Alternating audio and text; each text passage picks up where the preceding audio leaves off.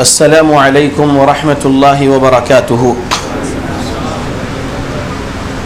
بسم اللہ والحمد للہ والصلاة والسلام علی رسول اللہ وعلی آلہ واصحابہ اجمعین ومن تبعهم بإحسان إلى يوم الدین، اما بعد فإن خیر الحدیث کتاب اللہ وخیر الهدی هدی محمد صلی اللہ علیہ وسلم وشر الأمور محدثاتها وكل محدثة بدعة وكل بدعة ضلالة وكل ضلالة في النار۔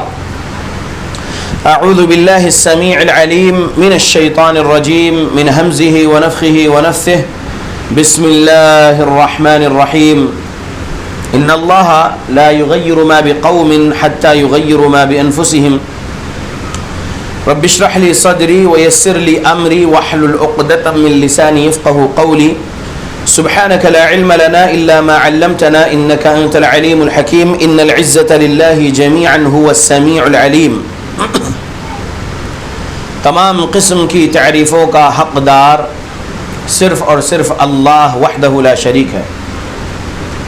میں تعریف کرتا ہوں اس اللہ کی جس نے ساری کائنات کو 6 ایام میں بنا کر اپنے آپ کو عرش پہ مستوی کیا، اور اس اللہ کا عرش 7 آسمانوں کے اوپر ہے۔ پڑھتا ہوں میں درود، اور آپ سب بھی پڑھیں درود اللہ کے آخری نبی آخری رسول محمد صلی اللہ علیہ وسلم پر، جس رحمت للعالمین پر درود پڑھنے کا حکم دیا ہے اللہ رب العالمین نے۔ اللہم صلی علی محمد وعلی آل محمد کما صلیت علی ابراہیم وعلی آل ابراہیم انک حمید مجید، اللہم بارک علی محمد وعلی آل محمد کما بارکت علی ابراہیم وعلی آل ابراہیم انک حمید مجید۔ سامعین، آج 18 جون 2022 کو یہاں سیٹرڈے آج مغرب کی نماز کے بعد اس مسجد اہل حدیث ٹیکا ناگپور میں ہمارے درس کا عنوان ہے الاسناد من الدین۔ الاسناد من الدین، سندیں دین میں سے ہے، سندیں دین ہے، سندیں دین کا حصہ ہے۔ اللہ کے بندو، آج جو آپ لوگوں کو سبق ملے گا، شاید یہاں پر بیٹھے ہوئے کچھ ہی لوگ یہ باتیں جانتے ہوں گے، اکثر لوگ نہیں جانتے ہیں، اور میری یہ کوشش ہے کہ میں یہ سبق جس گاؤں، جس شہر، جس دیہات میں جاؤں وہاں پر لوگوں کو سکھاؤں یہ سبق، تاکہ یہ سبق لوگ اپنے دل دماغ میں محفوظ کر لیں اور دین کو سمجھنا ان کے لیے آسان ہو جائے۔ اس مسجد کے امام صاحب اور مؤذن صاحب اور انتظامیہ سے گزارش کروں گا کہ وہ لوگ یہاں پر پورا دل دماغ لگا کر بیٹھیں۔ کچھ ذمہ داریاں آپ لوگوں کے ہوں گے، لیکن آپ لوگ 35 سے 40 منٹ مجھے دے دیجئے۔ میں اس وائٹ بورڈ پر اس مارکر سے کچھ لکھنے والا ہوں، غور کریے۔ یہاں پر طبقہ کچھ ایسا ہوگا، جو رومن انگلش جانتا ہوگا وہ بھی سمجھ لیں، اردو جاننے والے وہ بھی سمجھ لیں۔ محمد رسول اللہ صلی اللہ علیہ وسلم، محمد رسول اللہ صلی اللہ علیہ وسلم اس دنیا سے 12 تاریخ 3 مہینہ 11 ہجری میں انتقال کر گئے۔ محمد صلی اللہ علیہ وسلم ہجرت کے 11ویں سال کے 3 مہینے کی 12 تاریخ کو اللہ کی جنت میں چلے گئے۔ محمد صلی اللہ علیہ وسلم کے بعد صحابہ کا دور چلتا رہا، صحابہ کے دور کے بعد تابعین کا دور آیا، اور کبار صحابہ کو کئی تابعین پائے، پھر صغار صحابہ کو کئی تابعین پائے۔ یعنی یہ کون سی بات ہے؟ کبار صحابہ یعنی بڑے صحابہ، صغار صحابہ چھوٹے صحابہ۔ بڑے صحابہ مطلب اللہ کے رسول صلی اللہ علیہ وسلم کی زندگی میں آپ کے ساتھ جو رہے، آپ صلی اللہ علیہ وسلم کے رفیق بن کر رہے، بہت قریبی بن کر رہے، آپ کے ساتھ غزوات میں رہے، آپ کے ساتھ مدینہ میں رہے، مکہ میں رہے، اور دوسرے غزوات میں جہاں کہیں پیارے رسول گئے وہاں رہے، آپ صلی اللہ علیہ وسلم کے ساتھ عمرہ میں رہے، آپ صلی اللہ علیہ وسلم کے ساتھ حج میں رہے، اور پھر رسول اللہ صلی اللہ علیہ وسلم کے سامنے کچھ صحابہ انتقال کر گئے اور کئی صحابہ تھے پیارے نبی صلی اللہ علیہ وسلم کے انتقال کے وقت، تو وہ صحابہ میں جو بڑی عمر والے صحابہ تھے کبار صحابہ، صغار صحابہ یعنی رسول اللہ صلی اللہ علیہ وسلم کے سامنے جو کم عمر کے تھے، ٹھیک ہے، رسول اللہ صلی اللہ علیہ وسلم کے انتقال کے وقت کم عمر کے تھے، وہ صغار صحابہ.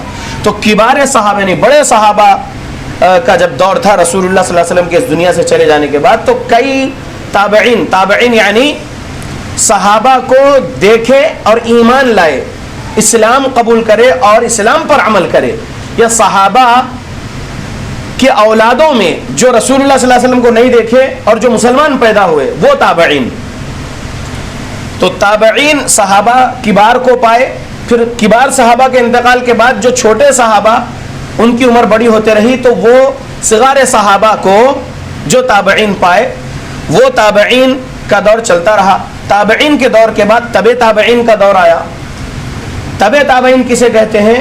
جنہوں نے ایمان کی حالت میں تابعی کو دیکھے، تابعی کو جنہوں نے ایمان کی حالت میں دیکھے انہیں تبع تابعی کہتے ہیں. تو اب یہاں سے سمجھیے، محمد رسول اللہ صلی اللہ علیہ وسلم کے اس دنیا سے چلے جانے کے 70 ایئرس بعد، آفٹر 70 ایئرس 80 ہجری میں امام ابو حنیفہ پیدا ہوئے اور ان کا انتقال 150 ہجری میں ہوا. 150 ہجری میں انتقال. امام ابو حنیفہ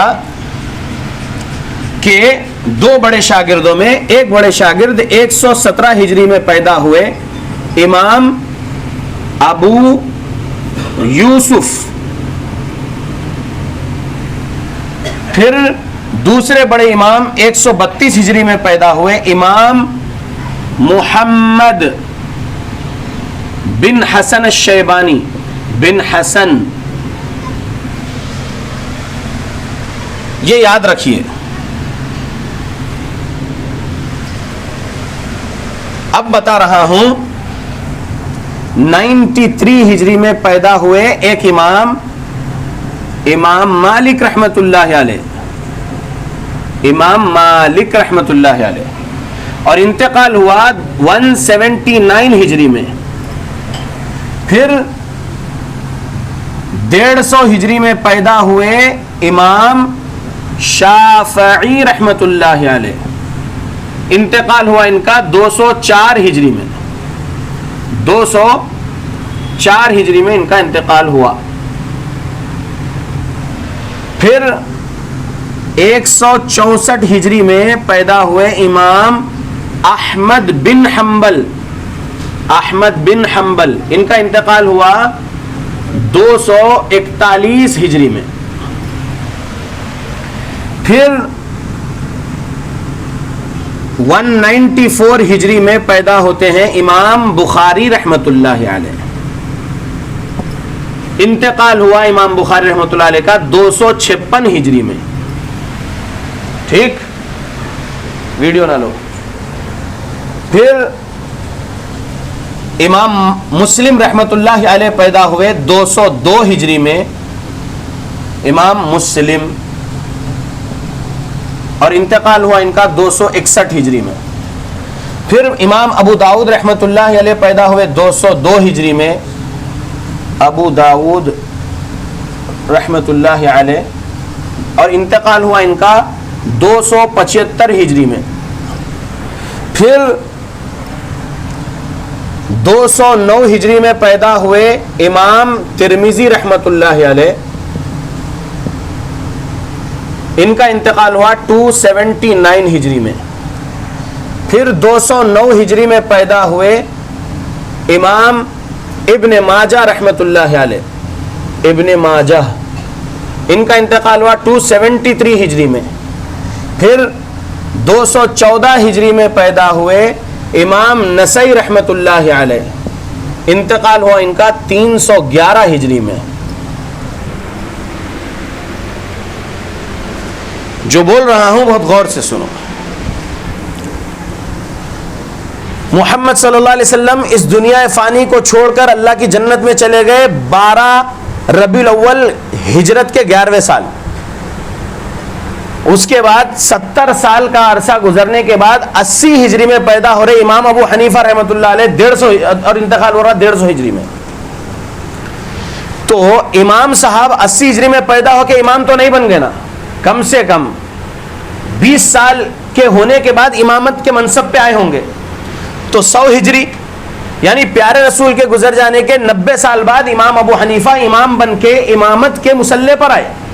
ٹھیک, تو یہ 90 سال کون سا مصلی چلتا تھا؟ حنفی, مالکی, شافعی, حنبلی, 4 مسلک, 4 مصلی, 4 مذہب بول کر یہ مشہور کیا گیا. مذہب نہیں بولنا چاہیے, مسلک بولنا چاہیے. مذہب یعنی ہندو مذہب ہے, نصرانیوں کا ایک مذہب ہے, اسلام ہمارا ایک دین ہے, سمجھ رہے؟ تو مسلک بولنا چاہیے. تو حنفی مسلک, مالکی مسلک, شافعی مسلک, حنبلی مسلک, یہ چاروں مسلک تو رسول اللہ صلی اللہ علیہ وسلم کے سامنے نہیں تھے نا. غور کرو, میں جو باتیں آپ لوگوں کو بول رہا ہوں پیار اور محبت سے بول رہا ہوں, نرمی سے بول رہا ہوں, جھگڑے فساد کی کوئی بات نہیں بتا رہا ہوں, صحیح تاریخ بتا رہا ہوں. اور یہ جو میں لکھا اس کی فوٹو لے لینا جانے کے وقت, یہ بورڈ کی فوٹو لے لینا اور کسی بھی فرقے کے مفتی صاحب کے پاس بیٹھ کر یہ تاریخ غلط ہے یا صحیح پوچھ لینا ان سے. ریسرچ کر لو آپ لوگ. کتابیں تو میرے پاس پوری موجود ہے الحمدللہ. ٹھیک ہے, میرے گھر میں میرے پاس جو لائبریری اللہ نے دیا ہے مجھے, میرے پاس بہت ساری کتابیں. یہ تو میں کچھ ہی نام لکھا اماموں کے, میرے پاس اور کئی اماموں کے کتابیں موجود ہیں الحمدللہ. ٹھیک ہے, بتانا کیا چاہتا ہوں کہ رسول اللہ صلی اللہ علیہ وسلم کو فالو کرنے والے صحابہ, پھر صحابہ کے بعد تابعین, فقہ, پھر فقہ تبع تابعین. امام ابو حنیفہ رحمۃ اللہ علیہ کے بارے میں کہا جاتا ہے کہ 93 ہجری میں انتقال ہونے والے ایک صحابی کا نام انس بن مالک رضی اللہ عنہ کو دیکھے ہیں امام ابو حنیفہ, ایسا کہا جاتا ہے. اور میں اس بات کی تحقیق کیا تو مجھے کہیں بھی نہیں ملا کہ امام ابو حنیفہ رحمۃ اللہ علیہ نے امام یا صحابی رسول انس بن مالک رضی اللہ عنہ سے ملے ہوں. جی نہیں, میرے پاس صحیح سند کے ساتھ امام ابو حنیفہ رحمۃ اللہ علیہ کا قول موجود ہے جس میں انہوں نے کہا کہ میں نے عطا بن ابی رباح رحمۃ اللہ علیہ سے بڑھ کر یا افضل آدمی نہیں دیکھا. کون ہے عطا بن ابی رباح رحمۃ اللہ علیہ؟ تابعی ہے. عطا بن ابی رباح رحمۃ اللہ علیہ تابعی ہے. تو اگر امام ابو حنیفہ بول رہے ہیں یہاں پر کہ میں عطا بن ابی رباح سے بڑھ کر فضیلت والا یا افضل آدمی نہیں دیکھا, تو مطلب ہے کہ امام صاحب خود بول رہے ہیں کہ میں تبع تابعی ہوں, تابعی کو دیکھا میں, صحابی کو نہیں دیکھا, کیونکہ تابعی سے افضل ہوتے ہیں صحابی. جب تابعی عطا بن ابی رباح رحمۃ اللہ علیہ سے افضل آدمی امام ابو حنیفہ نے نہیں دیکھے بول رہے, تو امام ابو حنیفہ کیا ہو گئے؟ تبع تابعی ہو گئے. ٹھیک ہے, تو میں تبع تابعی سے بات سٹارٹ کر رہا ہوں. امام ابو حنیفہ رحمۃ اللہ علیہ 80 ہجری میں کوفہ میں پیدا ہوئے. کوفہ عراق کا ایک سٹیٹ, عراق کنٹری کا ایک سٹیٹ کوفہ, وہاں سے 100 کلومیٹر پر کربلا ہے. کوفہ سے 100 کلومیٹر یا 100 مائلز پر کربلا. ٹھیک, وہ کوفہ میں پیدا ہوئے امام ابو حنیفہ رحمۃ اللہ علیہ. رسول اللہ صلی اللہ علیہ وسلم جب دعوت و تبلیغ کے لیے صحابہ کو بھیجے تھے تو گئے صحابہ, عراق بھی گئے, کوفہ بھی گئے. رسول اللہ صلی اللہ علیہ وسلم کے بعد بھی صحابہ جو ہے ابو بکر رضی اللہ عنہ کے دور خلافت میں, عمر رضی اللہ عنہ کے دور خلافت میں, عثمان ذو النورین رضی اللہ عنہ کے دور خلافت میں, علی رضی اللہ عنہ کے دور خلافت میں, اور پھر بعد میں بھی صحابہ کوفہ جاتے رہے. لیکن زیادہ صحابہ کوفہ نہیں گئے.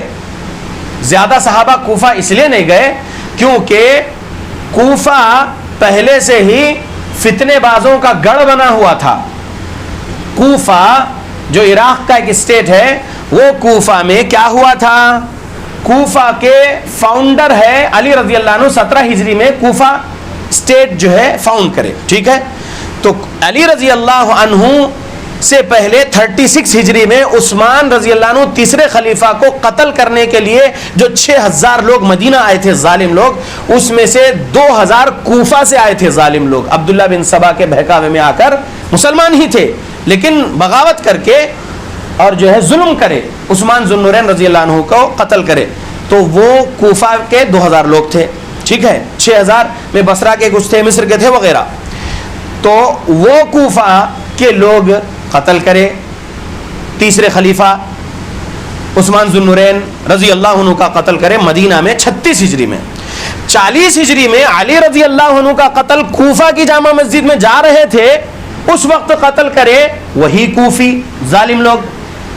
عبد الرحمن بن ملجم قتل کرا علی رضی اللہ عنہ کا 40 ہجری میں. 51 ہجری میں وہی کوفہ میں سے کسی ظالم نے حسن رضی اللہ عنہ کو شہید کرا. حسن رضی اللہ عنہ علی رضی اللہ عنہ کے بڑے بیٹے. پھر وہی کوفہ والے بھیجتے رہے لیٹرز معاویہ رضی اللہ عنہ کے آخری دور میں, مدینہ بھیجتے رہے لیٹرز کوفہ سے مدینہ حسین رضی اللہ عنہ کے پاس کہ آپ عراق آ جاؤ, آپ کوفہ آ جاؤ, ہم آپ کو امیر مان لیتے ہیں, ہم آپ کو جو ہے خلیفہ مان لیتے ہیں, آپ آ جاؤ, یا آپ کو ہم کوفہ کا امیر مان لیتے ہیں, کوفہ والوں کا آپ آ جاؤ, یا عراق والوں کا مان لیتے ہیں, آپ آ جاؤ. ایسے کئی لیٹرز لکھے, 500 سے زیادہ لیٹرز لکھے. حسین رضی اللہ عنہ نے کہا کہ چلو وہ لوگ جو ہے بہت زیادہ بلا رہے ہیں اور شاید وہ لوگ جو ہے اچھے ہو گئے ہوں گے وغیرہ, اور جو ہے میں چلے جاتا ہوں ان کے پاس, دیکھتا ہوں. مدینہ سے مکہ گئے حسین رضی اللہ عنہ, اور 8 ذو الحجہ کو نکلے, حج کے مہینے کی 8ویں تاریخ کو نکلے مکہ سے. جب لوگ منی میں حج کو جاتے وہ مکہ سے نکلے کوفہ جانے کے لیے. کوفہ پہنچنے ہی والے تھے, کربلا تک پہنچے. ظالم کوفی لوگ عبداللہ کیا نام اس کا, عبید اللہ بن زیاد کوفہ کا گورنر, اس کے کہنے پر کچھ آئے تھے شمر بن ذوالجوشن اور کچھ ظالم شمر بن ذوالجوشن اور ویسے ہی شیطانیت کی ذہنیت والے, قتل کر دیے حسین رضی اللہ عنہ کو اور ان کے گھر والوں کو دھوکے سے قتل کر دیے کوفہ والے. 61 ہجری میں کربلا ہوا. تو کوفہ پہلے سے فتنوں کا گھر تھا. میں بہت مختصر بتا رہا ہوں آپ لوگوں کو, بہت سمرائزڈ کر کے بتا رہا ہوں میں آپ لوگوں کو, یہ بات ذہن میں رکھیے آپ لوگ. میں ایک ایک مسئلے کی تفصیل اگر بیان کرنے بیٹھوں تو میری زندگی ختم ہو جائے گی, لیکن صحابہ کی تاریخ, وہ جو عظمت والے صحابہ اور پھر جو ثقہ تابعین جو صحابہ کے لیے جان نچھاور کرنے والے تھے صحابہ کے ساتھ, ان کی تاریخ, ان کی عظمت اگر بیان کرنے بیٹھوں تو میری زندگی ختم ہو جائے گی, لیکن ان کی عظمت بیان نہیں کر پاؤں گا. جیسا کہ اللہ کی عظمت بیان کرتے رہ جائیں گے زندگی ختم ہو جائے گی, اللہ کی عظمت نہیں بیان کر سکیں گے ہم, جتنی کر پائیں گے کر لیں گے.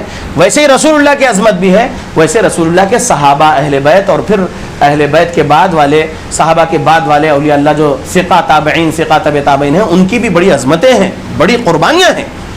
تو میں مختصر میں آپ کو بتایا, تو اس کوفہ میں جو 61 ہجری میں کربلا ہوا تھا, اس کوفہ میں پیدا ہونے والے 80 ہجری میں امام ابو حنیفہ رحمۃ اللہ علیہ ہے.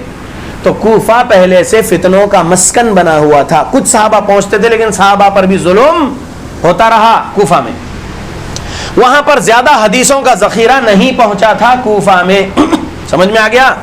یہ اتنا کیوں بول رہا ہوں, یہ بیسک کیوں بتا رہا ہوں, اتنا بیک گراؤنڈ کیوں بتا رہا ہوں, سمجھو کہ زیادہ حدیثوں کا ذخیرہ نہیں پہنچا تھا کوفہ میں. سمجھ میں آ گیا؟ اب آگے چلتے ہیں. وہ امام ابو حنیفہ رحمۃ اللہ علیہ ایک مرتبہ حج کرنے آئے تھے. مکہ میں حج ہوتا ہے, مدینہ میں حج نہیں ہوتا. مکہ کے علاوہ دنیا میں کہیں بھی حج نہیں ہوتا. مکہ میں آئے, حج کرے, اس کے بعد مسجد نبوی آئے, رسول اللہ صلی اللہ علیہ وسلم کی مسجد کی زیارت کرے. زیارت مطلب پھول نہیں چڑھائے یا پھر کچھ جلیبی اور حلوے پر فاتحہ دلا کے نہیں بانٹے. زیارت مطلب دیکھنا, مسجد نبوی کی زیارت کرے امام حنیفہ رحمۃ اللہ علیہ. بعض روایت میں ہے کہ ایک ملاقات ہوئی تھی امام مالک رحمۃ اللہ علیہ سے امام حنیفہ رحمۃ اللہ علیہ کی, کیونکہ دونوں کے بیچ میں 13 سال کا فرق ہے. انہوں 80 ہجری میں پیدا ہوئے تھے امام ابو حنیفہ رحمۃ اللہ علیہ, اور امام مالک 93 ہجری میں پیدا ہوئے تھے. تو دونوں میں 13 سال کا عمر کا گیپ ہے.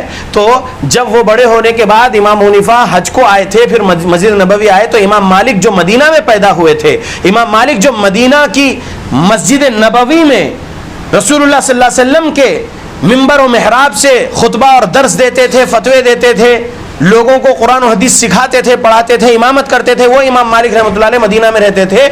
وہ امام مالک سے امام حنیفہ کی ایک ملاقات ہے, ایسا کہا گیا ہے, لکھا گیا ہے, لیکن اس کی بھی سند صحیح نہیں ملی. لہذا میں اس بات کو سائڈ میں رکھ رہا ہوں کہ امام حنیفہ کی ملاقات امام مالک سے ہوئی یا نہیں ہوئی وہ الگ بحث ہے, لیکن میری تحقیق کے مطابق نہیں ہوئی, ملاقات نہیں ہوئی امام حنیفہ سے, امام مالک کی ملاقات نہیں ہوئی.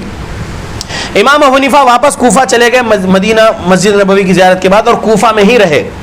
امام ابو حنیفہ حافظ قرآن تھے. امام ابو حنیفہ رحمۃ اللہ علیہ کے پاس جتنے حدیثوں کا ذخیرہ پہنچا ہوا تھا وہ حدیثیں ان کو یاد تھی. امام ابو حنیفہ کے پاس, مثال کے طور پہ میں یہاں 34 سال کا ہوں, ٹھیک ہے, میں 2008 سے درس دے رہا ہوں, اور 2011 میں پہلی مرتبہ میں خطبہ جمعہ دیا تھا. میری زندگی کا پہلا خطبہ جمعہ 2011 کا تھا. تو میں 2008 سے امامت کے مسئلے پر ہوں درس دینے کے لیے, اور خطبہ جمعہ میں جو دیا 2011 میں پہلی مرتبہ دیا خطبہ جمعہ. تو مجھے 22 سال یا 23 سال کی عمر میں خطبہ جمعہ دیا, لیکن اس سے پہلے 22 اور 19 سال کی عمر میں امامت کرا. تو امام ابو حنیفہ رحمۃ اللہ علیہ بھی 19 اور 20 سال کی عمر میں, یا چلو 15 سال کے ہی تھے ہوں گے, امامت کرتے تھے.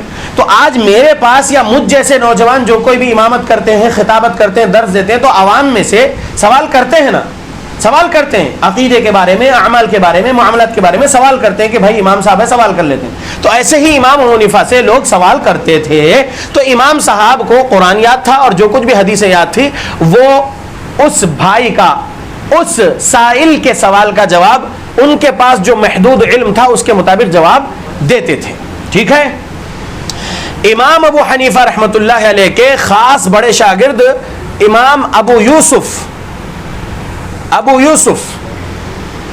اور محمد بن حسن الشیبانی, یہ دونوں امام صاحب کے پاس بیٹھ کے امام صاحب جو درس دیتے تھے سب لکھتے تھے.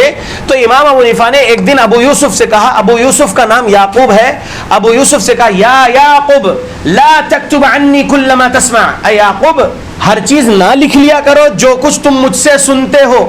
آج اپنی رائے کے مطابق ایک فتویٰ دے رہا ہوں, کل اپنی رائے سے پلٹ کر دوسری بات بول سکتا ہوں اگر مجھے صحیح حدیث مل جائے اس مسئلے میں. تو یہ امام حنیفہ نے کہا تھا. امام حنیفہ نے کہا کہ جب کبھی صحیح حدیث مل جائے اسی کے مطابق میرا فتویٰ رہے گا, ابھی رائے کے مطابق یہ فتویٰ دے رہا ہوں. تو ابو یوسف یعقوب کو روکتے تھے کہ ہر چیز نہ لکھا کرو جو کچھ تم مجھ سے سنتے ہو. سمجھ رہے کچھ؟ ٹھیک ہے. امام حنیفہ نے ایک بھی حدیث کی کتاب نہیں کمپائل کیے, نہیں لکھے. ایک بھی حدیث کی کتاب کے مؤلف نہیں ہے امام حنیفہ رحمۃ اللہ علیہ. ایک بھی تفسیر قرآن کی ایک بھی تفسیر نہیں لکھے, اور مؤلف نہیں ہے تفسیر قرآن کے امام حنیفہ. ایک بھی فتوے کی کتاب امام حنیفہ نے نہیں لکھے.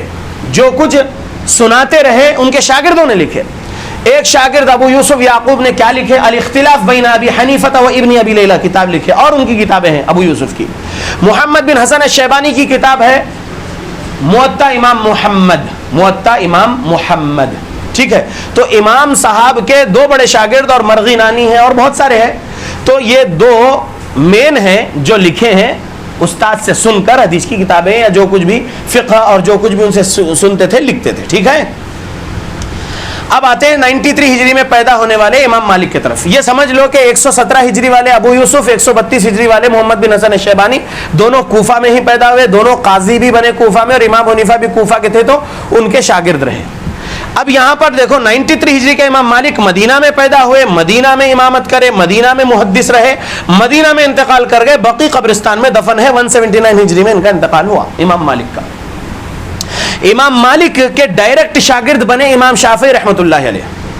غور کریے, امام شافعی رحمۃ اللہ علیہ 150 ہجری میں فلسطین میں غزہ میں پیدا ہوئے. 3 سال کے تھے امام شافعی رحمۃ اللہ علیہ. ان کے والدین غزہ فلسطین سے لے کر ان کو مکہ آ گئے, مکہ ہجرت کرے. امام شافعی رحمۃ اللہ علیہ کے والدین فلسطین غزہ سے مکہ آ کے مکہ میں رہے. امام شافعی جب 3 سال کے تھے مکہ آ گئے ان کے والدین کے ساتھ. تو امام شافعی جب 14 سال کی عمر کے ہوئے تو امام شافعی رحمۃ اللہ علیہ 14 سال کی عمر میں حافظ قرآن ہو گئے تھے. اور امام مالک رحمۃ اللہ علیہ نے جو موطا امام مالک نام سے ایک حدیث کی کتاب مرتب کیے, ایک حدیث کی کتاب لکھ لیے تھے, اور اس کے کئی کاپیز بنا کر, کئی نسخے, یہ زیروکس نہیں تھا, قلم سے ہی لکھ کر کاپیز بنانا ہوتا تھا.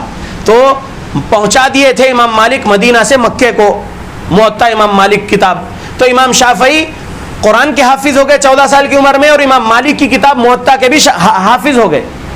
امام مالک کی موطا ایک جلد میں میرے پاس ہے, اس میں روایت اگر آپ دیکھیں تو آپ کو ایمانیات کی روایتیں ہیں, اخلاقیات کی روایتیں ہیں, اعمال صالحہ کی روایتیں ہیں, ٹھیک ہے, حدیثیں, رسول صلی اللہ علیہ وسلم کی حدیثیں, اس کے بھی حافظ ہو گئے امام شافعی. 14 سال کی عمر کے جب ہو کر حافظ قرآن اور حافظ موطا امام مالک ہو گئے تو وہ چلے گئے مکہ سے مدینہ اور ڈائریکٹ امام مالک کی شاگردی میں رہے. امام مالک رحمۃ اللہ علیہ کے انتقال 179 ہجری میں, اور امام شافعی رحمۃ اللہ علیہ اپنی ایک کتاب لکھے کتاب الام. کتاب الام اس زمین پر فقہ کی, یعنی قرآن اور حدیث کی صحیح سمجھ, صحیح جورسپروڈنس والی اگر کوئی کتاب, امہات الفقہ یعنی فقہ کی جتنی بھی کتاب ہے اس میں امام شافعی رحمۃ اللہ علیہ کتاب ماں کا مقام رکھتی ہے فقہ کے سبجیکٹ میں. فقہ کے سبجیکٹ میں امام شافعی رحمۃ اللہ علیہ کتاب کتاب الام, کتاب الام, کتاب کا نام وہ ماں ہے, ماں, فقہ کی ماں, امام شافعی رحمۃ اللہ علیہ کتاب کتاب الام. اور بھی کتابیں امام شافعی رحمۃ اللہ علیہ کے ان کے طرف منسوب مسند شافعی وغیرہ بھی ہے. امام شافعی بھی اپنی سند سے, اپنے استاد کی سند سے پھر روایت کرتے ہیں. کیا روایت کرتے ہیں؟ روایت کرتے ہیں حدیث رسول صلی اللہ علیہ وسلم. امام مالک رحمۃ اللہ علیہ بھی تبع تابعی ہے, یاد رکھو. امام مالک رحمۃ اللہ علیہ کے استاد کا نام امام ابن شہاب الزہری رحمۃ اللہ علیہ. امام ابن شہاب الزہری رحمۃ اللہ علیہ کے استاد کا نام انس رضی اللہ عنہ. انس رضی اللہ عنہ کے استاد کا نام محمد الرسول اللہ صلی اللہ علیہ وسلم. تو امام مالک روایت کر رہے ابن شہاب الزہری سے, ابن شہاب الزہری روایت کر رہے انس رضی اللہ عنہ سے, انس رضی اللہ عنہ روایت کر رہے محمد رسول اللہ صلی اللہ علیہ وسلم سے. عنوان کیا ہے میرے آج کے درس کا؟ الاسناد من الدین. الاسناد من الدین, دین کا حصہ ہے سندیں. یہ سند ہوئی امام مالک اپنی اگر اپنی کتاب میں حدیث لکھ رہے ہیں تو لکھ رہے ہیں کہ میں یہ حدیث سنا اپنے استاد فلاں سے, انہوں نے یہ حدیث سنے ان کے استاد فلاں سے, انہوں نے یہ حدیث سنے فلاں صحابی سے, فلاں صحابی نے روایت کی ہے محمد صلی اللہ علیہ وسلم سے. یہ ہو گئی سند. سمجھ میں آ گیا؟ اب چلتے ہیں آگے. امام شافعی رحمۃ اللہ علیہ 204 ہجری میں انتقال کر گئے. ان کی کتابیں ہیں کتاب الام وغیرہ, ٹھیک ہے. لیکن یہاں تھوڑا غور کرو, امام شافعی کی ڈائریکٹ شاگردی میں امام احمد بن حنبل بھی آئے تھے. امام احمد بن حنبل رحمۃ اللہ علیہ 164 ہجری میں پیدا ہوئے دمشق میں. دمشق سیریا کا کیپٹل ہے, شام کا کیپٹل, شام ملک کا کیپٹل دمشق, ڈماسکس اسٹیٹ. دمشق میں 164 ہجری میں پیدا ہوئے امام احمد بن حنبل رحمۃ اللہ علیہ. ان کی کتاب مسند احمد 28,000 چلر حدیثیں اس کے اندر, ٹھیک ہے. امام احمد بن حنبل رحمۃ اللہ علیہ کئی ملکوں کا سفر کرتے رہے, جیسا کہ امام شافعی وغیرہ نے بھی کرے اور حدیثیں جمع کرے. امام احمد بھی یہاں پر آئے, امام شافعی رحمۃ اللہ علیہ کے پاس ان کی شاگردی میں رہے, ٹھیک ہے. امام شافعی 204 ہجری میں اللہ کے پاس چلے گئے, انتقال کر گئے. تو امام احمد بن حنبل رحمۃ اللہ علیہ جب امام بنے تو ان کی ڈائریکٹ شاگردی میں امام بخاری ہے, امام مسلم ہے, امام ابو داؤد ہے. امام احمد بن حنبل رحمۃ اللہ علیہ کے بعد امام بخاری, امام مسلم, امام ابو داؤد کا لکھا ہوں میں, تو غور کرو. امام بخاری رحمۃ اللہ علیہ 194 ہجری میں پیدا ہوئے, اور کئی ہزاروں امام ہیں, لیکن یہ جو مشہور امام ہے, یہ جو مشہور حدیثوں کی کتابیں میں یہی لکھا ہوں, اتنے پر ہی اگر ہم رکے رہیں تو جنت مل سکتی ہے انشاءاللہ انشاءاللہ انشاءاللہ. کیونکہ یہ اماموں کی کتابوں میں ایمان یعنی عقیدہ صحیح سکھایا گیا ہے صحابہ اور اہل بیت کے مطابق, اعمال صالحہ سکھایا گیا ہے صحابہ اہل بیت کے مطابق, جو صحابہ اور اہل بیت ڈائریکٹ شاگرد تھے رسول اللہ صلی اللہ علیہ وسلم کے. اس میں اخلاق حسنہ سکھایا گیا ہے یہ اماموں کی کتابوں میں. سمجھ رہے اللہ کے بندو؟ غور کرو. امام بخاری 194 ہجری میں پیدا ہوئے بخارا میں. محمد بن اسماعیل البخاری رحمۃ اللہ علیہ, ابو عبداللہ محمد بن اسماعیل البخاری رحمۃ اللہ علیہ 256 ہجری میں انتقال کر گئے. لیکن وہ کئی محدثین کے پاس جا کر کئی حدیثیں جمع کرے. امام بخاری کی صحیح بخاری ہے, امام بخاری کی الادب المفرد ہے, امام بخاری کی خلق افعال العباد ہے, اور بھی کئی, تاریخ الکبیر ہے, اور بہت ساری کتابیں امام بخاری رحمۃ اللہ علیہ کے. سمجھ میں آ رہا؟ امام بخاری کے شاگرد رہے ہیں امام مسلم رحمۃ اللہ علیہ اور امام ترمذی رحمۃ اللہ علیہ بھی. بہرحال 194 ہجری میں امام بخاری پیدا ہوئے, 256 میں انتقال ہو. 202 ہجری میں امام مسلم رحمۃ اللہ علیہ پیدا ہوئے اور انہوں نے صحیح مسلم لکھے، اور ان کا انتقال 261 ہجری میں انتقال ہوا، ان کا 261 ہجری میں انتقال ہوا امام مسلم کا۔ 202 ہجری میں امام ابو داؤد رحمۃ اللہ علیہ پیدا ہوئے سجستان میں، انتقال ان کا 275 ہجری میں ہوا۔ انہوں نے کتاب لکھے سنن ابو داؤد، اور بھی کتابیں ہیں، سنن ابو داؤد مشہور حدیث کی کتاب امام ابو داؤد رحمۃ اللہ علیہ کی۔ امام ترمذی رحمۃ اللہ علیہ 209 ہجری میں پیدا ہوئے اور 279 ہجری میں انتقال ہوا ان کا۔ امام ابن ماجہ رحمۃ اللہ علیہ 209 ہجری میں پیدا ہوئے، 273 ہجری میں انتقال ہوا ان کا۔ امام نسائی رحمۃ اللہ علیہ 214 ہجری میں پیدا ہوئے، 311 ہجری میں ان کا انتقال ہوا۔ صحیح بخاری، صحیح مسلم، سنن ابو داؤد، سنن ترمذی، سنن ابن ماجہ، سنن نسائی، 6 کتابیں عالمیت کرنے والوں کو پڑھایا جاتا ہے، عالمیت اور فضیلت۔ اور کچھ مدرسوں میں یہ 6 کتب میں سے کچھ ابواب پڑھائے جاتے ہیں، بس کچھ ابواب، کچھ چیپٹرز۔ امام احمد بن حنبل رحمۃ اللہ علیہ کی یہ جو کتاب ہے یہ فقہی اعتبار سے نہیں ہے، لیکن یہ کتابیں فقہی اعتبار سے ہے، یہ 6 کتابیں۔ امام احمد کی کتاب میں صرف روایتیں ہیں، مسند ابی بکر، مسند عمر، مسند عثمان، مسند علی، یعنی صحابہ، وہ ایک ایک صحابی سے کتنی کتنی حدیثیں روایت ہے اور کون سی سندوں سے روایت ہے، ضعیف سندوں، صحیح سندوں، سب جمع کرے 28,000 سے زیادہ حدیثیں امام احمد کی کتاب میں۔ لیکن یہ جو 6 کتابیں ہیں، جو 6 کتب ستہ، صحاح ستہ نہیں، صحاح ستہ نہیں، بولو کیا بولو، کتب ستہ، ذرا بولو سب لوگ، کتب ستہ یعنی 6 کتابیں، حدیث کی 6 کتابیں، صحیح بخاری، صحیح مسلم، سنن ابو داؤد، سنن ترمذی، سنن ابن ماجہ، سنن نسائی۔ ٹھیک ہے، سمجھانا کیا چاہتا ہوں، سمجھ رہے؟ اس میں عقیدہ، اعمال صالحہ، معاملات، اخلاق سب سکھایا گیا ہے۔ آخرت کے بارے میں، قیامت کی نشانیاں، بہت ساری چیزیں اس حدیث کی کتابوں میں ہیں جو رسول اللہ صلی اللہ علیہ وسلم نے اپنے صحابہ کو بتایا، اور صحابہ سے یہ کتاب لکھنے والے محدثین نے اپنی سند سے نقل کرے۔ یہ اگر اتنا سمجھ میں آ گیا ہے تو اب ہم آتے ہیں ایک سوال کی طرف۔ سوال کر رہا ہوں، جواب دیجئے آپ میں سے کوئی۔ دعائے استفتاح کوئی پڑھ کے سنائیے کھڑے ہو کر، یا بیٹھے بھی سنا سکتے ہیں۔ دعائے استفتاح یعنی نماز میں سورۃ الفاتحہ سے پہلے جو دعا پڑھ رہے ہیں، جس کو ثنا کہا جاتا ہے، کوئی ایک سنائیے جلدی۔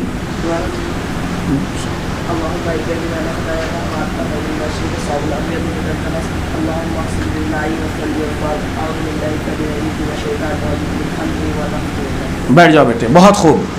یہ صحیح بخاری میں ہے، یہ جو اللہم باعد بین، یہ جو حدیث، یہ جو دعا، یہ صحیح بخاری میں، اللہم باعد بینی، یہ کہاں ہے؟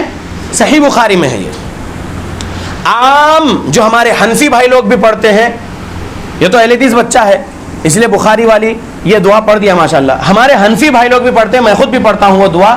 کون سی دعا ہے؟ ثنا غیرک ہے نا؟ چلو کیا ترجمہ ہے اس کا؟ صرف سبحانک اللہم سے ہی ہم جو ہے توحید سکھا سکتے ہیں انشاءاللہ شرک بدعت خرافات والوں کو۔ صرف سبحانک اللہم و بحمدک و تبارک اسمک و تعالی جدک و لا الہ غیرک۔ میں جو بولنے جا رہا ہوں کڑوا گھونٹ آپ لوگوں کو بھی اتارنا ہے اندر۔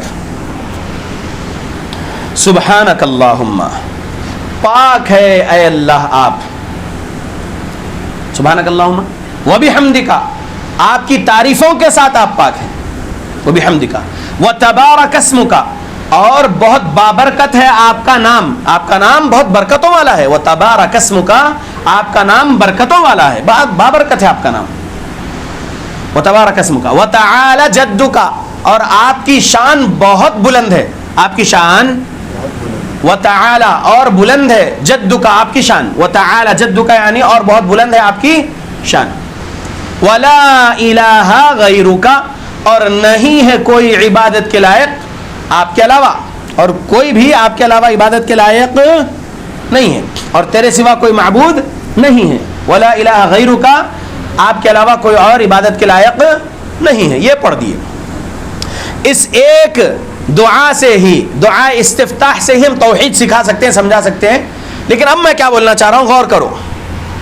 حنفی بھائیوں کو اہل حدیث بنانے کا طریقہ کیسا سٹیٹمنٹ ہے؟ نہیں، میں ابھی تھوڑی دیر پہلے کیا بولا تھا؟ کڑوا گھونٹ حلق سے اتارو۔ اب جب اتنی ہسٹری بتایا, اتنی انرجی لگایا, تو کڑوے گھونٹ دینا ضروری ہے بھائی. اور الحق مرن, نبی نے کہا حق کڑوا ہوتا ہے. جو کوئی بھی بھائی مجھے حنفی بنانا چاہتے ہیں, میں حنفی مسلمان بننے تیار ہوں انشاءاللہ. بس مجھے سبحانک اللہم و بحمدک و تبارک اسمک و تعالی جدک و لا الہ غیرک, امام ابو حنیفہ رحمۃ اللہ علیہ کی سند سے محمد رسول اللہ صلی اللہ علیہ وسلم تک سمجھا دو, بس میں حنفی بن جاؤں گا انشاءاللہ. بس کیونکہ نماز وہیں سے شروع ہو رہی نا. نماز کہاں سے شروع ہو رہی ہے؟ دعا استفتاح, اس کے بعد ہے سورۃ الاعوذ باللہ بسم اللہ سورہ فاتحہ. اللہ اکبر بولتے کیا پڑھنا ہے؟ سبحانک اللہم و بحمدک و تبارک اسمک و تعالی جدک و لا الہ غیرک. مجھے بتاؤ, سب لوگ اپنی لیفٹ مٹھی بند کر لو, رائٹ مٹھی کھولو, مہربانی کرو جلدی سے. ارے کچھ سکھا رہا ہوں, سیکھ لو اللہ کے بندو. ایک انگلی کھولو. امام ابو داؤد کہتے ہیں حدثنا عبد السلام ابن مطہر. ایک انگلی کھولو, رائٹ ہینڈ کی ایک انگلی کھولو. امام ابو داؤد کہتے ہیں یہ حدیث مجھے سنائے, یہ حدیث مجھے بتائے عبد السلام بن مطہر نے. پہلی انگلی کس کے لیے کھولے؟ عبد السلام بن مطہر. عبد السلام بن مطہر کہتے ہیں حدثنا جعفر, یہ حدیث مجھے بتائے کون؟ جعفر نے. جعفر کہتے ہیں عن علی بن علی الرفاعی. جعفر کہتے ہیں یہ حدیث میں نے سنا علی بن علی رفاعی سے. علی بن علی رفاعی سے میں نے حدیث سنا. علی بن علی رفاعی کہتے ہیں عن ابی المتوکل الناجی. میں نے حدیث سنا ابو متوکل ناجی سے. ابو متوکل ناجی سے حدیث میں نے سنا. 4 انگلی ہو گئی. ابو متوکل الناجی جو ہے, ابو متوکل ناجی کہتے ہیں عن ابی سعید الخدری رضی اللہ عنہ قال. 5ویں انگلی کھل گئی. ابو سعید خدری رضی اللہ عنہ صحابی رسول ہیں. انہوں نے یعنی ابو متوکل ناجی نے یہ حدیث سنے کس سے؟ ابو سعید خدری رضی اللہ عنہ سے سنے. قال, ابو سعید خدری رضی اللہ عنہ کہتے ہیں کان رسول اللہ صلی اللہ علیہ وسلم اذا قام من اللیل کبر ثم یقول سبحانک اللہم و بحمدک و تبارک اسمک و تعالی جدک و لا الہ غیرک. ابو سعید خدری رضی اللہ عنہ بیان کرتے ہیں رسول اللہ صلی اللہ علیہ وسلم جب رات کو قیام فرماتے تو اللہ اکبر کہتے, پھر یوں کہتے سبحانک اللہم و بحمدک و تبارک اسمک و تعالی جدک و لا الہ غیرک. کتنے انگلی کھولے؟ 5 انگلی کھولے. یہ کس کی سند ہے؟ یہ امام ابو داؤد کی سند ہے. کس کی سند ہے؟ حدیث 775 ہے یہ سنن ابو داؤد میں. یاد رہے گی حدیث 775 نمبر کی حدیث سنن ابو داؤد کی. سبحانک اللہم و بحمدک و تبارک اسمک و تعالی جدک و لا الہ غیرک, جو دعا استفتاح ہے یہ کہاں ہے؟ سنن ابو داؤد میں. اور امام ابو داؤد رحمۃ اللہ علیہ یہ 5 مردوں کا نام لکھنے کے بعد حدیث لکھے. تو حدیث کے ٹیکسٹ سے پہلے حدیث کی چین آف نریشن لکھتے ہیں محدثین. حدیث کا متن لکھنے سے پہلے حدیث کی سند لکھتے ہیں محدثین. آج کے درس کا عنوان کیا ہے؟ الاسناد من الدین. اسناد جو ہے, سند جو ہے, سندیں جو ہے وہ دین میں سے ہے. کس میں سے ہے؟ دین کا حصہ ہے. کیا ہے؟ دین کا حصہ ہے. الاسناد من الدین کس کا حصہ ہے؟ دین کا حصہ ہے. اب آگے میں اور کچھ بولوں گا اسناد کے بارے میں, لیکن پہلے 5 انگلی کھولے نا آپ لوگ. تو یہاں پر امام ابو داؤد کا نام تو نہیں لیے نا آپ لوگ. امام ابو داؤد کی 1 انگلی لگا لیے تو کتنے آدمی ہو گئے؟ یہ 6. یعنی امام صاحب اپنا نام تھوڑی لکھیں گے, لکھیں گے حدثنا یا اخبرنا انبانا, ایسا لکھیں گے نا. حدثنی ایسے لکھتے ہیں نا محدثین. تو حدثنا بول کے شروع کرے امام ابو داؤد. تو کس کا نام پہلے لکھے؟ عبد السلام بن مطہر کا. دوسرا نام کس کا ہے؟ جعفر کا. تیسرا نام علی بن علی رفاعی کا. چوتھا نام ابو متوکل ناجی کا. 5واں نام ابو سعید خدری رضی اللہ عنہ کا. ابو سعید کہتے ہیں کہ نبی صلی اللہ علیہ وسلم کو ہم نے ایسا دیکھے کرتے ہوئے. ہم نے ایسا دیکھے کرتے. کون دیکھے نبی کو کچھ کرتے ہوئے؟ صحابی. نبی کو فرماتے ہوئے کون سنے؟ صحابی. تو صحابی تابعی کو بتانا، تابعی طب تابعی کو بتانا، طب تابعی ان کے شاگرد کو بتانا، ان کے شاگرد پھر ان کے شاگرد کو بتانا، پھر جو ہے محدث صاحب اپنی کتاب میں وہ سند کے ساتھ وہ حدیث لکھنا. اب پھر سے لیفٹ مٹھی بند کرو، رائٹ مٹھی کھولو، آ جاؤ ذرا ادھر. محمد بن حسن الشیبانی نے کتاب لکھے نا، اور ابو یوسف یعقوب نے کتاب لکھے نا، جو امام ابو حنیفہ کے ڈائریکٹ شاگرد ہیں. امام ابو حنیفہ رحمۃ اللہ علیہ نے کتاب نہیں لکھے نا، ابھی بتایا نا میں آپ لوگوں کو، تھوڑا جنرل ٹاک کر رہا ہوں، ٹھیک ہے، مطلب ایک دم فصیح اردو نہیں، ایک دم عام بات کر رہا ہوں، ٹھیک ہے. ایک کلاس میں بیٹھے، ایک ٹیچر کے سامنے اسٹوڈنٹس بیٹھے، ایک عام بات کر رہا ہوں سمجھانے کے لیے. یہ پین اور یہ بورڈ پر ذرا غور کرو. محمد بن حسن الشیبانی کے لیے ایک انگلی کھولو. موطا امام محمد انہوں نے کتاب لکھے نا. موطا امام محمد میں امام محمد لکھنا حدثنا ابو حنیفہ نعمان بن ثابت. دوسری انگلی کھولو. امام ابو حنیفہ بولنا حدثنا عطا بن ابی رباح، کیونکہ انہوں نے خود بولے نا میں عطا بن ابی رباح سے افضل آدمی نہیں پایا، یعنی تابعی. یا امام مکحول الشامی، ان کے استاد امام مکحول الشامی بھی تابعی ہے، اور تابعی کو دیکھنے والے امام حنیفہ طب تابعی. تو کیا نام لینا؟ امام حنیفہ کے شاگرد محمد بن حسن الشیبانی اپنی کتاب میں لکھنا کہ میں نے یہ حدیث سنا اپنے استاد امام ابو حنیفہ نعمان بن ثابت سے. امام ابو حنیفہ نعمان بن ثابت بولنا میں نے حدیث سنا تابعی، کسی تابعی کا نام لے لو، عطا بن ابی رباح کیا یا کسی تابعی کا، عطا بن ابی رباح یا کوئی تابعی سے پھر روایت کرنا امام حنیفہ کہ انہوں نے فرمایا کہ میں نے عبداللہ بن عباس رضی اللہ عنہ یا ابو سعید خدری رضی اللہ عنہ سے سنا، یا ان کے ایک درس میں بیٹھا ہوا تھا انہوں فرما رہے تھے، سنا یا ڈائریکٹ سنا، کہ وہ صحابی نے کہا میں نے نبی کو دیکھا یا فرماتے ہوئے سنا. ایسی سند اگر کوئی مجھے بتا دیں پوری نماز کی، کس کی میں آج حنفی ہو جاؤں گا انشاءاللہ. بہت بڑی بات بول رہا ہوں، ریکارڈ ہو رہا ہے یہ آڈیو، ویڈیو بن کے یوٹیوب پہ جاتا ہے، فیس بک پہ جاتا ہے. بہت بڑی بات بول رہا ہوں. مجھے یعنی فصیح الدین حیدرآبادی اہل حدیث مسلمان جو 2008 سے اہل حدیث مسلمان ہیں آج تک، اور موت تک انشاءاللہ اہل حدیث مسلمان رہے گا انشاءاللہ. اللہ مجھے گمراہی سے بچائے، آمین. مجھے اگر کوئی اہل حدیث سے حنفی دیوبندی بنانا چاہتا ہے، بریلویوں کے بارے میں تو معلوم ہے کہ وہ بیچارے بہت زیادہ کھلم کھلا شرک ہے، لیکن دیوبندیوں کے پاس بھی شرک ہے، میرے کئی بیانات میں بولا ہوں. لیکن اگر کوئی مجھے دیوبندی اور بریلوی نہیں بناتے ہوئے صرف حنفی بنانا چاہتا ہے تو میں بننے تیار ہوں، بس مجھے یہ بتا دو. سبحانک اللہم و بحمدک و تبارک اسمک و تعالی جدک و لا الہ غیرک. یہ جو دعا ہے، یہ دعا کس سند سے بتاؤ؟ موطا امام مالک میں یا ابو یوسف اپنی کتاب میں الرسالہ وغیرہ میں بتانا. ابو یوسف فرما رہے ہوں کہ میں نے میرے استاد ابو حنیفہ سے حدیث سنا، میرے استاد ابو حنیفہ رحمۃ اللہ علیہ نے کہا کہ انہوں نے ان کے استاد فلاں تابعی سے حدیث سنے، انہوں نے فلاں تابعی نے کہا کہ میں نے حدیث فلاں صحابی سے سنا، فلاں صحابی کہنا کہ میں نے حدیث رسول اللہ صلی اللہ علیہ وسلم سے سنا. اس کو بولتے سند. اس کے بعد وہ پیارے نبی کا متن، یعنی پیارے نبی کیا فرمائے یا کیا کرے وہ حدیث ہو گئی. حدیث رسول اللہ کا فرمانا یا رسول اللہ صلی اللہ علیہ وسلم کا عمل کر کے دکھانا، یا رسول اللہ صلی اللہ علیہ وسلم کے کوئی صحابی پیارے نبی کے سامنے کچھ عمل کرے اور نبی نے اس عمل کو جائز قرار دے دینا، یعنی حدیث قولی، حدیث فعلی، حدیث تقریری. تو حدیث قولی، حدیث فعلی، حدیث تقریری، تینوں حدیث کے ٹیکسٹ سے پہلے مجھے یہ سند بتانا، حنفی سند. کون سی سند؟ ذرا زور سے بولیے. حنفی سند بتانا. اگر نہیں بتا سکے تو کیا سمجھ لینا کہ پورا مسلک گمراہی پر چل رہا ہے. اگر کوئی میرے اس جملے کو سن کر میرا قتل کرنا چاہے تو میں خوشی سے قتل ہو جاؤں گا، انشاءاللہ شہید ہو جاؤں گا انشاءاللہ، صرف رسول اللہ کی محبت میں، اللہ کی محبت میں، صحابہ کی محبت میں، صحیح محدثین کی محبت میں.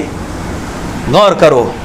اگر آگے بتاؤں تو ان کے بارے میں بھی لکھا گیا ہے اسماء و رجال کی کتاب میں کہ یہ بھی حدیث کے بارے میں ضعیف راوی ہے، یہ بھی حدیث کے بارے میں ضعیف راوی ہے، یہ بھی حدیث کے بارے میں ضعیف راوی ہے.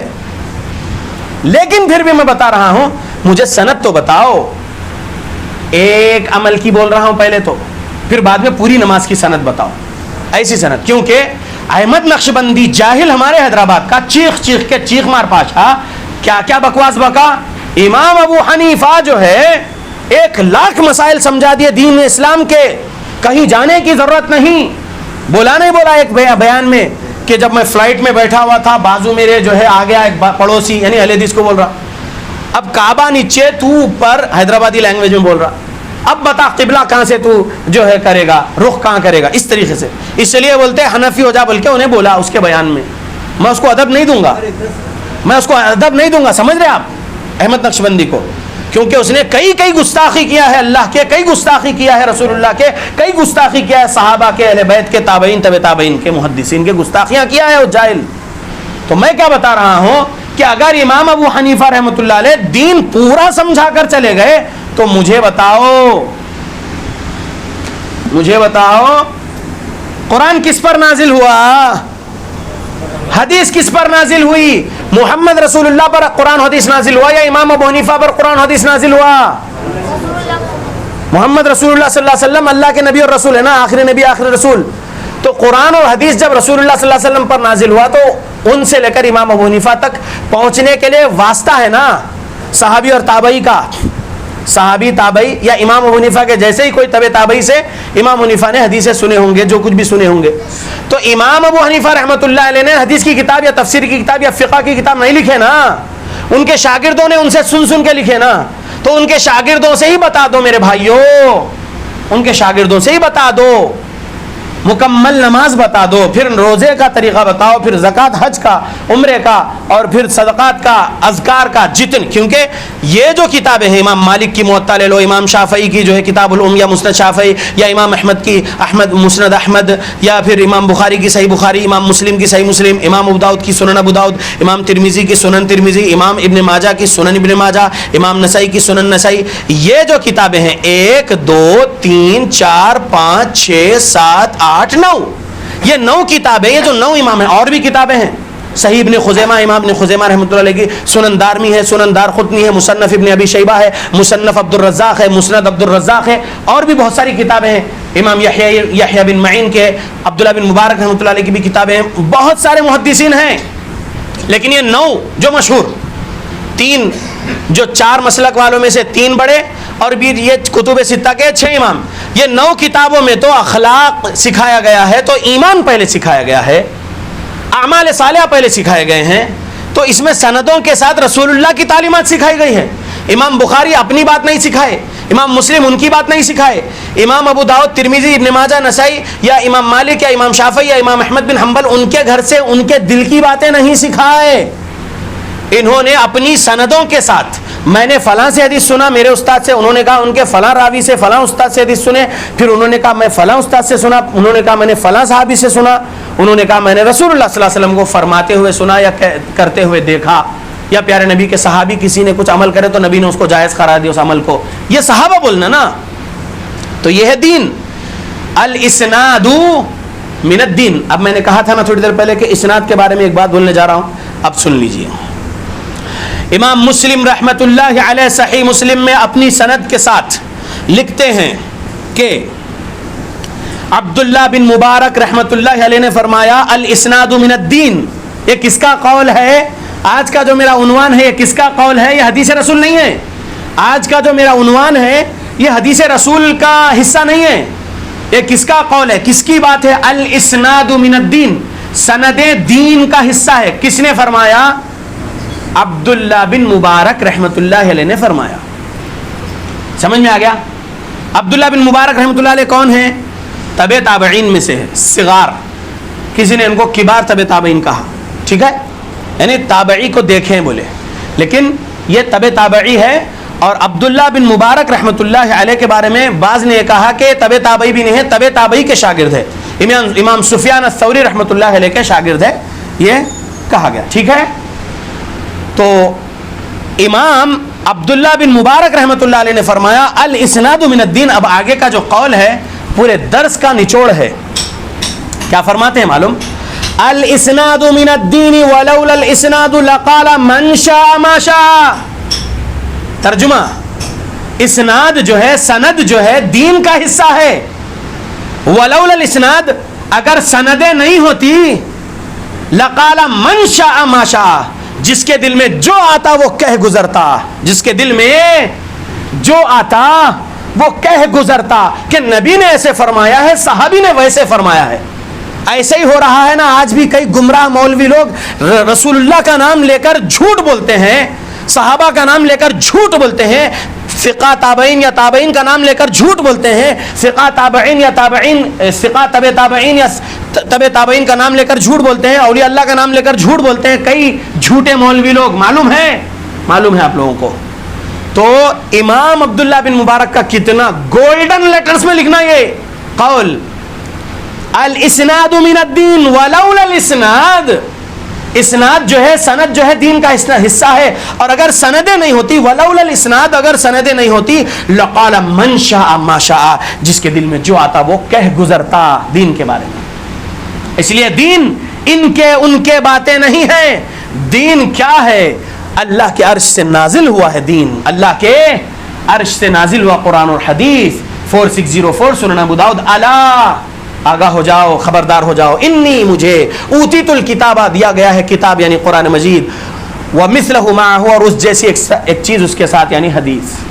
تو ہم اللہ کے غلاموں کو کیا چاہیے؟ صحیح دین چاہیے۔ کیا چاہیے؟ ان هذا العلم دین، بے شک یہ علم تمہارا دین ہے۔ فانظروا عمن تأخذون دینکم، بس اچھے سے دیکھ لو، بس اچھے سے دیکھا کرو کہ تم کس سے اپنا دین لے رہے ہو۔ یہ بھی امام مسلم رحمۃ اللہ علیہ کے مقدمے میں ڈھونڈ لو، مل جائے گا۔ یہ امام مالک نے بھی فرمایا ہے اور کئی محدثین نے فرمایا کہ ان هذا العلم دین فانظروا عمن تأخذون دینکم، بے شک یہ علم تمہارا دین ہے، بس اچھے سے دیکھ لیا کرو کہ تم کس سے دین لے رہے ہو۔ اللہ کے بندو، جہنم میں صرف کفار نہیں، مسلمان بھی جائیں گے۔ وہ مسلمان جو مسلمان رہتے ہوئے شرک کریں گے، وہ مسلمان جو مسلمان رہتے ہوئے بدعت خرافات کریں گے، وہ مسلمان جو امتیوں کے طریقے پر چلیں گے، رسول اللہ کے طریقے کو چھوڑیں گے اور بولیں گے نہیں تو ہم بھی تو رسول اللہ کے ماننے والے، رسول اللہ کے طریقے پر ہے، کیا انہوں گمراہ تھے؟ جی ہاں، جو گمراہ تھے وہ گمراہ تھے، ڈنکے کی چوٹ پر بولوں گا کون گمراہ تھے اور کون گمراہ نہیں تھے۔ اگر کوئی میری یہ باتیں سن کر مجھ سے نفرت کر کے میرا قتل کرنا چاہے تو اس کی مرضی ہے، میرا قتل کر گزرے، انشاءاللہ شہید ہو جاؤں گا اللہ کے راستے میں۔ لیکن میں جو بتا رہا ہوں وہی بتا رہا ہوں جو منزل من اللہ ہے، یعنی جو اللہ کی طرف سے نازل ہوا ہے۔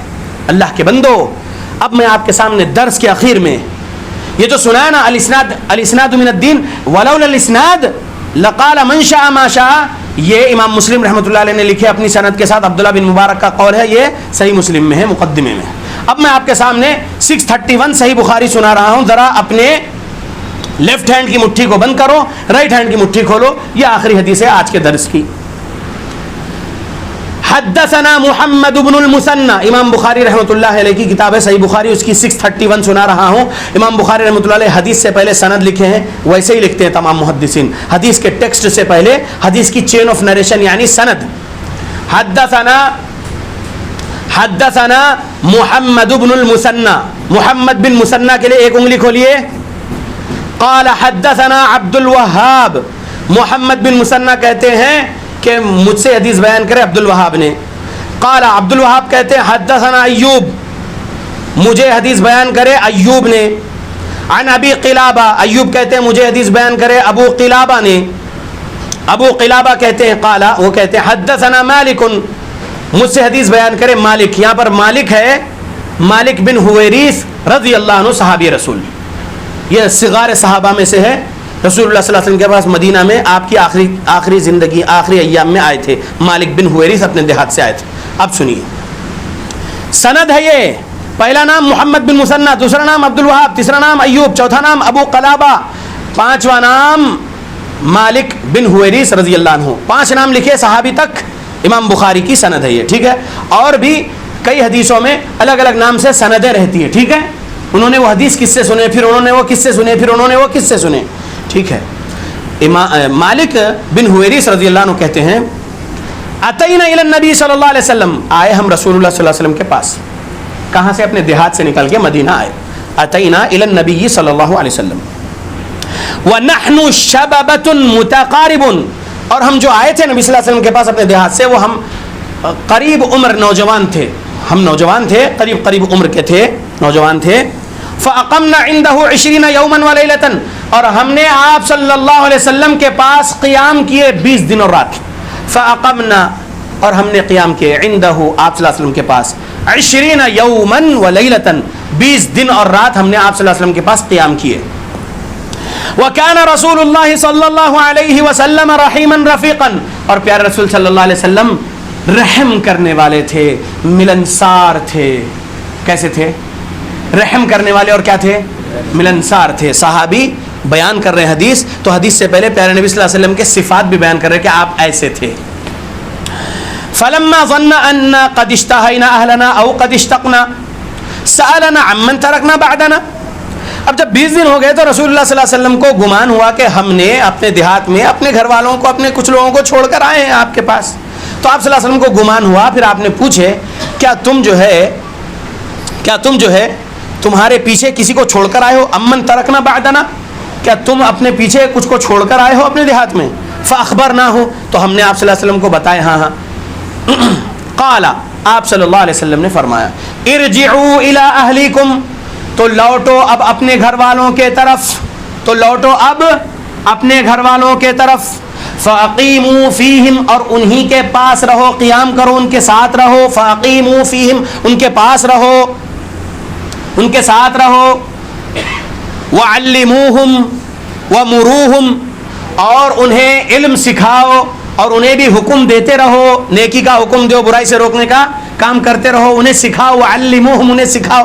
20 دن میں پوری شریعت سیکھ لیے تھے کیا مالک بن حویرث رضی اللہ عنہ اور وہ جو نوجوان صحابہ ان کے ساتھ تھے رسول اللہ صلی اللہ علیہ وسلم کے پاس 20 دن میں تو پوری شریعت نہیں سیکھے نا. جتنا بھی سیکھے رسول اللہ جانے کے وقت ان کو تلقین کر رہے, تاکید کر رہے کہ اب اپنے گھر والوں کے طرف لوٹو, ان کے پاس رہو, ان کے ساتھ رہو اور ان کو علم سکھاؤ, جتنا سیکھے ہو ان کو حکم دو نیکی کا. وَذَكَرَ أَشْيَاءَ أَحْفَظُهَا أَوْ لَا أَحْفَظُهَا, راوی کہتے ہیں کچھ چیزوں کا ذکر انہوں نے کیے تو ہم نے کچھ یاد کیے اور کچھ یاد نہیں کیے. وَصَلُّوا كَمَا رَأَيْتُمُونِي أُصَلِّي, پیارے رسول صلی اللہ علیہ وسلم نے مالک بن حویرث رضی اللہ عنہ سے کیا فرمائے پھر, اور ان نوجوان صحابہ سے کیا فرمائے, ان کو ان کے گھر بھیجنے سے پہلے کیا فرمائے؟ صلو, پڑھو نماز, كَمَا رَأَيْتُمُونِي أُصَلِّي, ویسے پڑھو جیسے تم مجھے دیکھتے ہو پڑھتے ہوئے. فَإِذَا حَضَرَتِ الصَّلَاةُ, جب کبھی نماز کا وقت حاضر ہو جائے, فَلْيُؤَذِّن لَكُمْ أَحَدُكُمْ فَلْيُؤَذِّن لَكُمْ أَحَدُكُمْ, تو تم میں سے کوئی ایک اذان دے. وَلْيَؤُمَّكُمْ أَكْبَرُكُمْ, اور تم میں کا بڑا امامت کرائے. تم میں کا بڑا امامت کرائے. امامت کے ابواب میں اور بھی کئی حدیث ہے, لیکن اس حدیث میں یہ بات ہے وَلْيَؤُمَّكُمْ أَكْبَرُكُمْ, اور تم میں کا بڑا امامت کرے. اب غور کرنے والی بات کیا ہے, حدیث میں صحابی کئی باتیں بتائیں, اور اس حدیث کو لکھنے سے پہلے امام بخاری رحمۃ اللہ علیہ اپنی سند لکھے, کیونکہ امام بخاری کب پیدا ہوئے؟ 194 میں پیدا ہوئے. تو امام بخاری کتنے نام لیے نبی صلی اللہ علیہ وسلم کے نام سے پہلے؟ 5 نام لیے نا, 4 اور ایک صحابی, 5. اور اس کے بعد فرمائے کہ رسول اللہ صلی اللہ علیہ وسلم کے پاس ہم تھے اور نبی صلی اللہ علیہ وسلم نے ایسے ایسے فرمایا.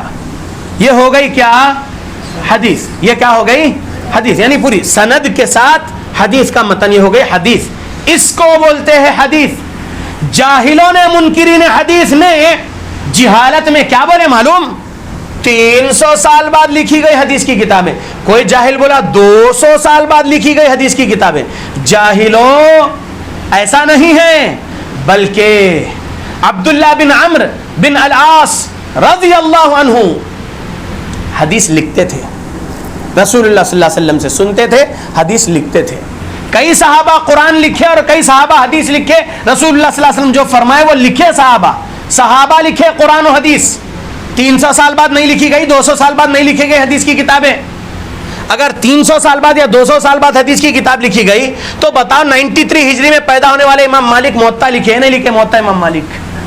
امام شافعی جو 150 ہجری میں پیدا ہوئے 204 میں انتقال کر گئے, انہوں نے کتاب الام یا مسند شافعی وغیرہ لکھے نہیں لکھے؟ 164 ہجری میں پیدا ہو کے 241 میں انتقال کر گئے امام احمد بن حنبل رحمۃ اللہ علیہ, انہوں نے مسند احمد 28,000 سے زیادہ حدیثیں لکھے نہیں لکھے اپنی سند کے ساتھ اپنی کتاب میں. چاہے وہ حدیث میں ضعیف سند بھی ہو, صحیح سند بھی ہو, لیکن جمع کر دیے نا, نشاندہی ہو جاتی کہ فلاں راوی کی وجہ سے یہ جھوٹ بولنے والے تھے یا حافظے کے کمزور تھے یا ان سے ملاقات ہی نہیں ہوئی, حدیث ضعیف ہے اس راوی کی وجہ سے.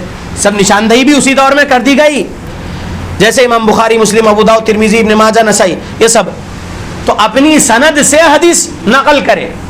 تو ہم کون ہوئے حدیثوں پر عمل کرنے والے؟ سوچ کے بولتے ہیں, پوچھ کے بولتے ہیں, سوچ کے بولتے ہیں, پوچھ کر بولتے ہیں. کون ہے آپ لوگ؟ حدیثوں پر عمل کرنے والا کون ہوتا ہے؟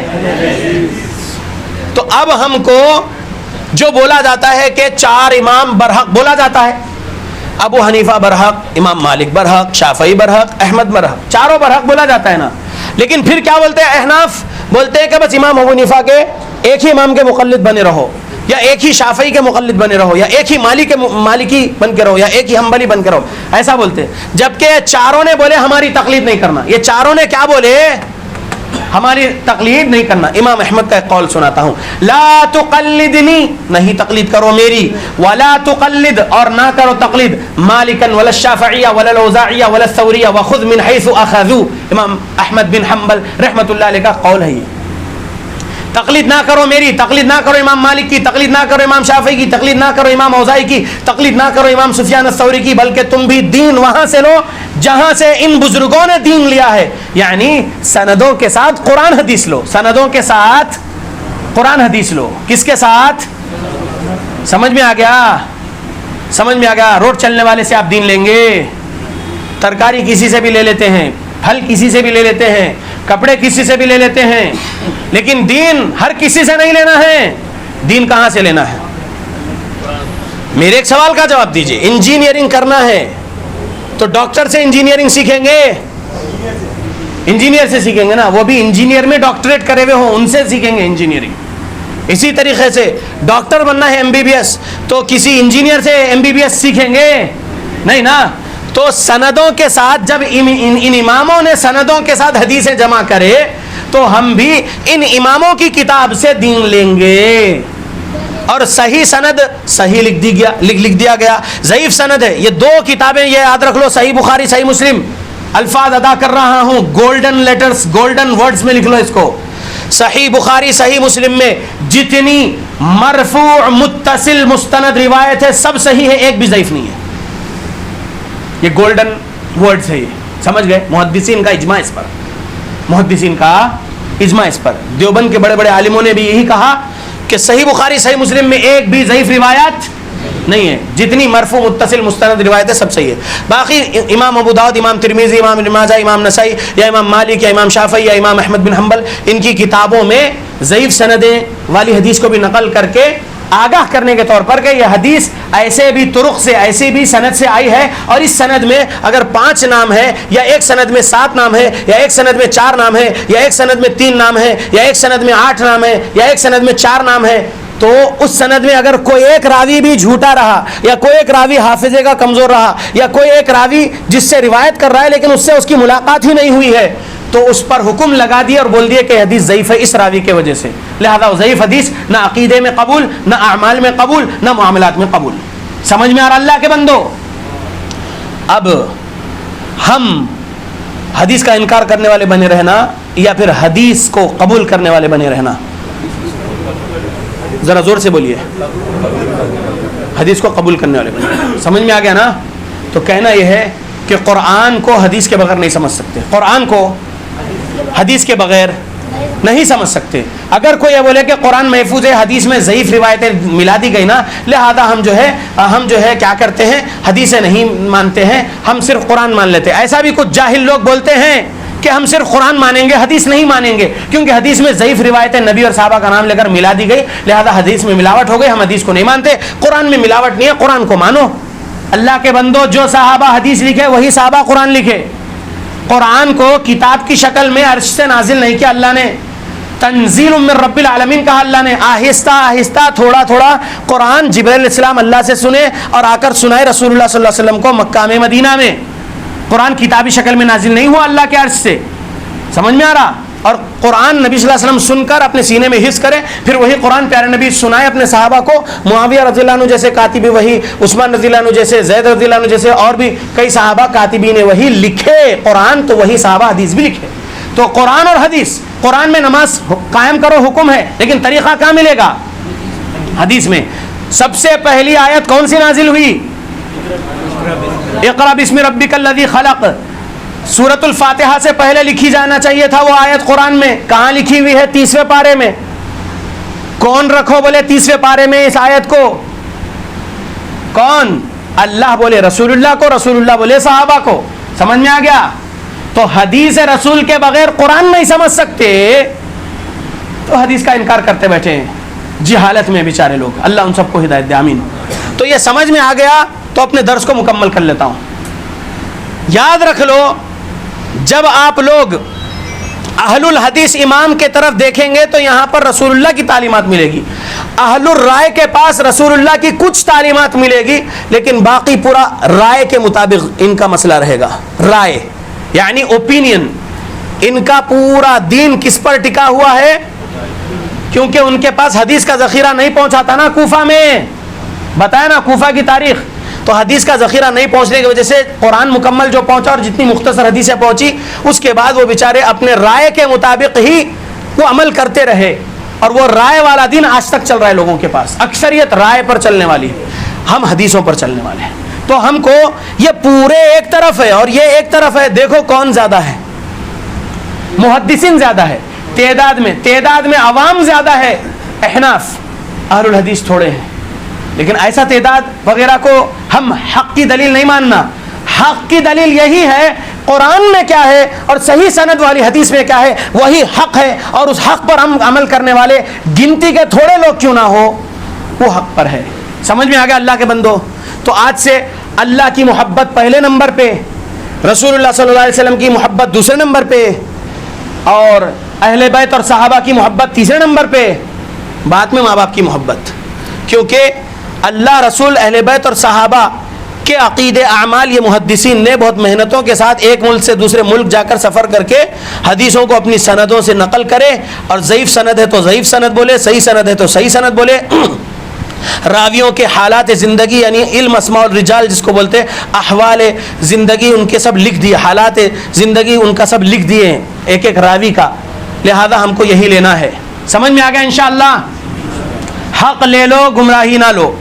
حق لے لو, گمراہی نہ لو. جنت چاہیے تو آ جاؤ ان اماموں کے طرف جو عقیدہ, اعمال, معاملات سکھائیں انشاءاللہ. اگر میرے کو کوئی حنفی بنانا چاہ رہا تو پھر میں آپ کو بتا دیا تھا کہ ان کی کتاب یا ان کی کتاب سے ان کی بات انہوں نے فرمائے ہو کہ میرے استاد سے میں نے سنا, پھر وہ استاد نے کسی تابعی سے سنے, اور کوئی تابعی بولتے کہ میں صحابی سے سنا, اور صحابی بولتے کہ نبی صلی اللہ علیہ وسلم سے میں نے سنا. پورا دین کا مسئلہ, نماز, روزہ, زکوٰۃ, حج, عمرہ, زکوٰۃ, صدقات, اور پھر خیرات اور تبلیغ اور ذکر و اذکار, جتنے اعمال, عقیقہ, نکاح, خلا, طلاق, جتنا سب کو زندگی گزارنے کے لیے جو دین اسلام نے سکھایا, وہ سب مجھے یہ سند سے بتانا, حنفی سند سے, محمد صلی اللہ علیہ وسلم کی تعلیمات, امام ابو حنیفہ تک, وہاں سے ابو یوسف اور محمد بن حسن شیبانی تک. تو میں حنفی ہونے تیار ہوں آج انشاءاللہ. اور اگر یہ نہیں بتا سکے تو آ جاؤ آپ لوگ, یہ سب توبہ کر کے رائے والے دین کو چھوڑ کے قرآن و حدیث والے دین کو قبول کر لو. اللہ سے دعا کرتا ہوں اللہ ہم مسلمانوں پر خاص رحم و کرم کرے. اللہ ہم مسلمانوں کو قرآن اور حدیث پڑھنے کی توفیق دے. اللہ ہم مسلمانوں کو قرآن اور حدیث کو سلف صالحین کے مطابق سمجھ کر عمل کرنے کی توفیق دے. گمراہی کے اندھیروں سے نکل کے قرآن اور حدیث کے نور میں رہنے والا بنا دے اللہ رب العالمین. قرآن اور حدیث کے نور اور روشنی کو ہم اپنی زندگی میں ہماری موت تک لے کر چلنے والے بنے رہیں, تاکہ وہ نور قرآن اور حدیث کا ہم کو پل صراط کے اندھیرے پر بھی وہ نور ہمارے ساتھ رہ سکے اور ہم اللہ کی جنت میں چلے جائیں. اللہ سے دعا کرتا ہوں اللہ میری ان دعاؤں کو اللہ آپ کی المجیب صفت کے وسیلے سے قبول کر لو. یا اللہ جتنے لوگ میرے سامنے بیٹھے ہیں سب کو قرآن اور حدیث والا سچا پکا اہل الحدیث مسلمان بنا دو. تمام گمراہ فرقوں سے نکل کے صرف قرآن و حدیث والا بن کے رہ جائے تمام لوگ. اور جتنے لوگ یہ آڈیو کے ذریعے سے سنیں گے یا اللہ ان سب کو قرآن اور حدیث والا بنائے رکھو ان کی موت تک. یا اللہ مجھے تقویٰ دو, اخلاص دو, میرے بھائیوں میرے بہنوں کو تقویٰ اور اخلاص عطا کرو. اور یا اللہ ہماری زندگی میں رحمتیں برکتیں عطا کرتے رہو. یا اللہ, یا اللہ پورے دنیا میں مسلمانوں کی مدد کرو. ظالم کفار جو مسلمانوں پر ظلم کر رہے ہیں ان کو نیست و نابود کر دو. یا اللہ ہم تمام مسلمانوں کو بڑی طاقت بنا دو انڈیا میں اور انڈیا کے باہر بھی. یا اللہ ہم نان مسلم کو اسلام سکھانے سمجھانے والے بنے رہیں ہماری موت تک, ایسا کرم کر دو. یا اللہ, یا اللہ میری دعاؤں کو آپ کی مجیب صفت کے وسیلے سے قبول کر لو. آمین. سبحانک اللہم و بحمدک, اشہد ان لا الہ الا انت, استغفرک و اتوب الیک.